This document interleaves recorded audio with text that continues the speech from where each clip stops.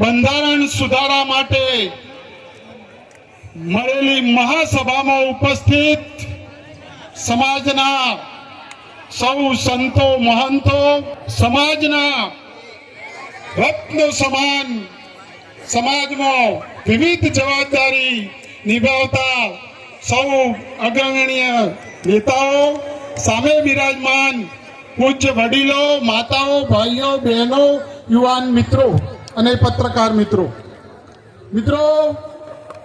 આજની આ ઐતિહાસિક મીટિંગ ઠાકોર સમાજમાં એક બંધારણ માટે જો મોટામાં મોટી કોઈ મીટિંગ થઈ હોય તો આજે ઓગણનાથના પટંગણમાં થઈશ. આપણા માટે ગૌરવની વાત છે મિત્રો. બંધારણ ના સક્ષમ ત્યારે બનશે કે સમાજમાં જે જરૂરિયાત, શિક્ષણની જરૂરિયાત હોય, રોજગારની જરૂરિયાત હોય, આ બધા મુદ્દા ઉપર આ સમાજે ધ્યાન આપવું પડશે. કેળવણીનો મુદ્દો,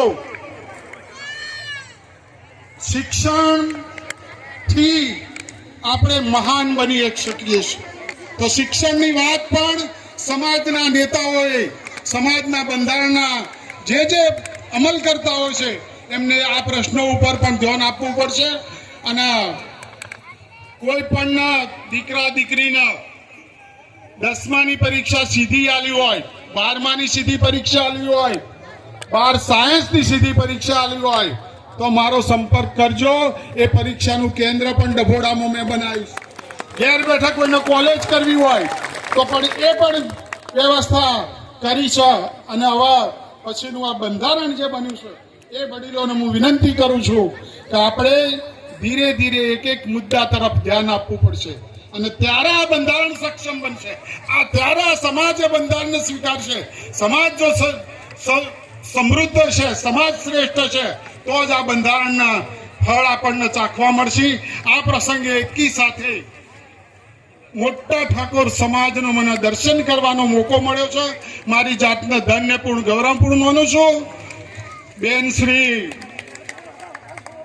અત્યાર સુધી તો એવું કહેતા હતા કે આપણે શિક્ષણનું મોટું ધામ બનાવીએ, પણ ખબર નહીં સદારામ બાપાનું ધામની વાત કરીશ. એ ધામમાં યુનિવર્સિટી બને સદારામ બાપાની, એવું ધામ બનાવીએ આપણે. બનાવી છે ને યુનિવર્સિટી? તો અમે બધા એક છો ને બાપુ બધા? તો આપણે સદારામ ધામની અંદર યુનિવર્સિટી, સદારામ યુનિવર્સિટી ઠાકોર સમાજની.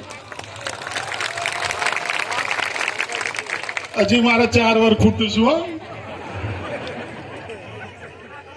એટલે આપણે એ તરફ પ્રયાણ કરીશું. તમારા બધાને દર્શન કરવાનો મોકો મળ્યો. મારી જાતના ધન્યપૂર્ણ, ગૌરવપૂર્ણ માનું છું. જય હિન્દ, જય ભારત.